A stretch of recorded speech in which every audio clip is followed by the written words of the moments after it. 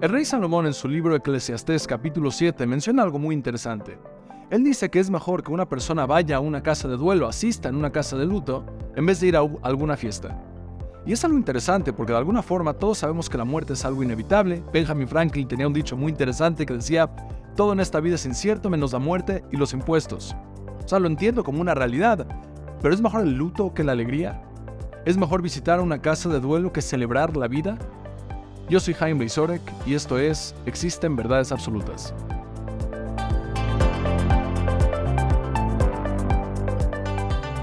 El gran físico alemán Alberto Einstein tiene una frase que me fascina, se la atribuyen a él, que él decía: hay dos cosas que son infinitas, el universo y la estupidez humana. Y del universo no estoy seguro. Así decía Alberto Einstein. Sugiero que uno de los motivos principales, fundamentales de la miseria del ser humano es ignorar la realidad en la que vivimos, y cuando choca la ilusión, la fantasía que nosotros generamos con esta realidad, tanto a nivel universo como a nivel ser humano, entonces el resultado es algo caótico y se genera esta miseria. Y justamente cuando el ser humano no reconoce esta realidad, como me fascina decir, reality always wins, la realidad siempre gana. Y en este choque entre la ilusión y la realidad siempre va a ganar. Por lo tanto, hay que tomar en consideración quiénes somos nosotros como seres humanos y tratar de entender nuestro desempeño y nuestro desarrollo de una mejor manera. Eso lo veo muy ligado con el tema de la muerte, porque los seres humanos, en el momento que nos topamos con algo que tiene que ver con la muerte, puede ser de un ser querido, puede ser de una persona cercana, puede ser de algo que escuchamos, buscamos o corremos para darle más sentido a nuestra vida. Quiere decir que de alguna forma el contexto de la muerte, más bien la muerte contextualiza el tipo de vida que nosotros vamos a tener. Y cuando entendemos de esta forma el concepto de la muerte, entendemos por qué corremos para darle más significado a nuestras vidas y podemos entender de manera más profunda el desarrollo de nosotros como personas en este mundo. La vida del ser humano es bastante compleja. Es bastante compleja porque tiene diferentes dimensiones. Abraham Maslow, en algún momento platiqué acerca de esto, Abraham Maslow tiene su pirámide de las necesidades de los seres humanos. Las necesidades de Maslow, que está dividida en 5 diferentes niveles, él menciona lo siguiente. Él dice de que el nivel más básico tiene que ver con necesidades fisiológicas. Necesidades fisiológicas son lo fundamental para simplemente poder existir, entre ellos la comida, el agua, el aire, el sueño. Poder cumplir con las necesidades básicas fisiológicas es lo mínimo para poder desarrollarte como ser humano. Profundizamos un poquito más y tienes necesidades de seguridad. En las necesidades de seguridad nos topamos con elementos como seguridad física, vivienda, empleo, recursos, que es la forma de garantizar, entre comillas, las necesidades fisiológicas.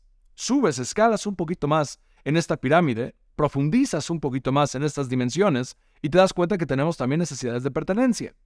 En las necesidades de pertenencia tenemos las amistades, tenemos el amor, tenemos las relaciones interpersonales, que ya no tiene que ver con el yo, no tiene que ver con necesidades fisiológicas, no tiene que ver con la seguridad de ellas, pero tiene que ver con una experiencia más profunda de nuestra realidad.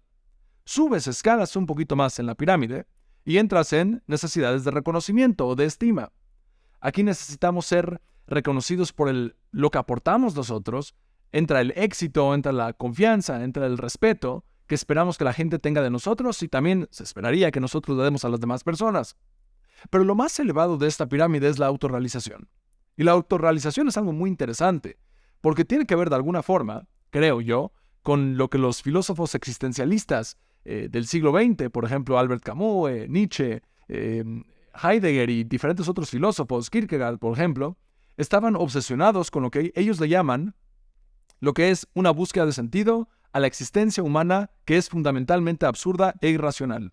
Y mencionan esto ellos porque cuando una persona analiza la experiencia humana con una carencia de propósito existencial o trascendental, entonces ¿de qué se trata? ¿Para qué vivimos? ¿Y cuál es el sentido que le vamos dando a las cosas? Y por eso ellos escribían mucho acerca de la muerte, acerca de libertad y muchos otros elementos asociados con esta vivencia humana. Uno de estos filósofos, Jean-Paul Sartre, filósofo francés, también existencialista, él decía algo muy interesante. Él dice de que los seres humanos, a diferencia de las cosas, somos lo que no somos y no somos lo que somos. Él decía, el ser humano es lo que no es y no es lo que es. ¿Cuál es el significado de este elemento, de esta frase? Lo que él quería decir con esta frase es de que las cosas, los objetos en esta vida tienen una definición que empieza con una conceptualización de una idea, eventualmente materializada en algún tipo de objeto. Y esa es su esencia. La esencia de las cosas son la función eventualmente materializada.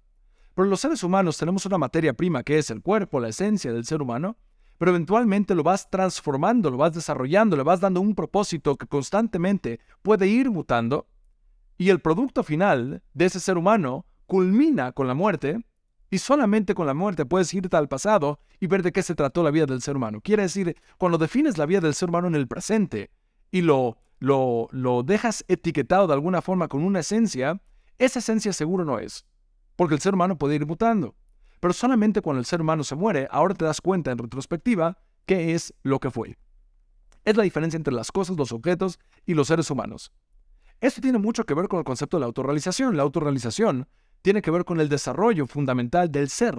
Poder cumplir con metas personales, poder desarrollar nuestras habilidades y talentos para ser, para explotar todo ese potencial que cada uno de nosotros tenemos. Cómo una persona puede ser de la mejor manera posible, puede ser su mejor versión, solamente al entender verdaderamente qué es lo que nosotros somos en nuestra esencia. Y cuando comprendemos esto, podemos entender un poquito más el fenómeno de la muerte. La muerte nos viene a nosotros a enseñar que hay una forma muy específica cómo el ser humano tiene que vivir. Y esa forma específica es la integración de la totalidad de la persona. La totalidad quiere decir de qué estamos hechos. Y regreso al concepto inicial que tenía que ver con el rey Salomón. El rey Salomón dice, es mejor ir a una casa de luto que ir a una fiesta. ¿Por qué? Si la fiesta es una celebración de la vida, la fiesta es un momento de alegría, un momento donde nos relacionamos con las demás personas, donde brindamos. Es verdad, la vida tiene mucho sentido, pero la vida solamente tiene sentido cuando lo contextualizas a la muerte. La muerte te dice, hay un propósito fundamental de tu ser, y aún en el momento que vas a brindar, asegúrate de estar brindando y de estar viviendo de la forma correcta.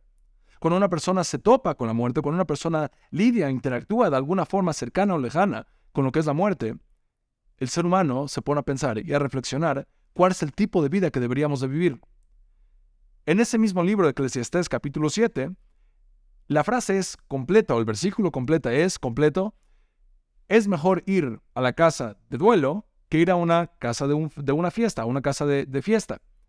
¿Por qué? Porque el fin de todo ser humano es la muerte, pero lo fundamental es que el ser humano, el vivo, ponga conciencia, haga conciencia acerca del tipo de vida que tenemos que tener. Y ahora sí, cuando regresamos a la celebración, tenemos en mente cuál es la forma correcta de vivir.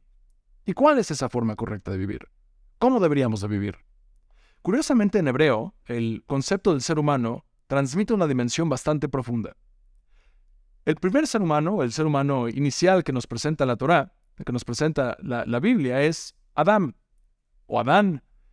Ahora, es una muy mala traducción porque Adán nosotros damos el nombre como el nombre de este personaje. Pero Adán en hebreo significa ser humano, no significa nada más que eso, ser humano. ¿Qué es un ser humano? Un ser humano es una mezcla de dos diferentes componentes. Componente número 1 es el espíritu, componente número 2 es la materia. El ser humano está compuesto de dos opuestos. Por un lado es, al igual que cualquier otro animal, es un ser viviente que está desarrollándose, interactuando con el mundo, viviendo, comiendo, reproduciéndose y eventualmente muriendo, pero más profundo todavía es el hecho de que el ser humano, a diferencia de los animales, también tiene el espíritu. ¿Cómo se manifiesta este espíritu? Es en la habilidad de tomar decisiones responsables. ¿Qué son decisiones responsables? Cumplir con el deber del ser humano. El deber del ser humano no es lo que yo quiero hacer, el deber del ser humano es para qué fui puesto, qué es lo que se espera de mí. Y lo que se espera de cada uno de nosotros tiene diferentes dimensiones. Hay un deber para el cuerpo del ser humano. Tengo que hacer ejercicio no porque quiero, tengo que hacer ejercicio porque estoy cumpliendo con mi deber como persona. Para el judaísmo, una persona tiene que casarse no nada más por querer, también es por deber. ¿Cuál es mi deber? Un compromiso de crear nuevas generaciones, de agradecerle a Dios por yo poder existir, casarme, tener hijos, también para dar la posibilidad a las futuras generaciones de poder existir al igual que yo. No solo eso, tener hijos tiene que ver con un deber. No es nada más para tener una buena foto de la familia, es también para poder educar de una forma mucho más profunda, de una forma más correcta. Y en el momento que estoy forzado a educar a mis hijos, estoy forzado yo a vivir de una forma mucho más responsable. Nacemos como individuos, vivimos como sociedad. hay un deber a nivel relacional. Tener amigos no solamente un elemento muy padre, muy interesante de la vivencia humana. Tener amigos es una forma de manifestar ese deber. ¿Cuál es la forma correcta de interactuar con las demás personas? Ahora hay algo muy interesante, oculto, en el tema de Adán que aparece en Génesis. La palabra Adán en hebreo está muy relacionada con otra palabra muy parecida que es Adamá, con una A al final. La segunda palabra Adamá significa tierra. Ahora yo te pregunto, ¿cuál es la función de la tierra? Tiene muchas funciones. La función de la tierra es multifuncional.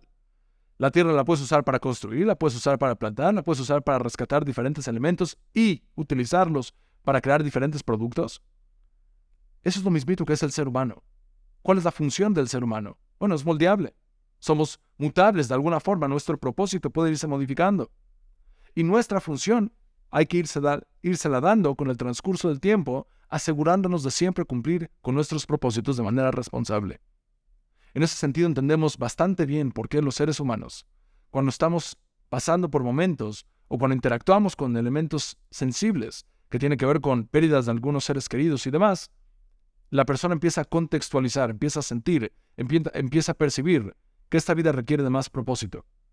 Y no es algo superficial, no es algo infantil, es una conexión fundamental con la experiencia trascendental del ser humano. La definición del ser humano es una mezcla de espíritu y materia. Y como nosotros estamos programados de esa forma, lo buscamos constantemente.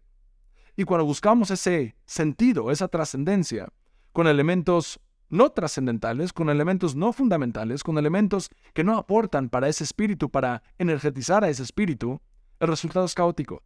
Y el resultado es miseria. Y el resultado es una vida carente de sentido. Y en las palabras de estos diversos filósofos existencialistas, la vida se convierte en algo absurdo e irracional. Porque tienes una máquina, el ser humano, el cuerpo humano, diseñada, programada para buscar trascendencia, porque de eso venimos. Somos parte espiritual. Y esa parte espiritual no se está manifestando, y al no manifestarse, los seres humanos empezamos a sufrir. Por eso me gustaría dejarte con unas palabras fascinantes del gran escritor Octavio Paz, mexicano.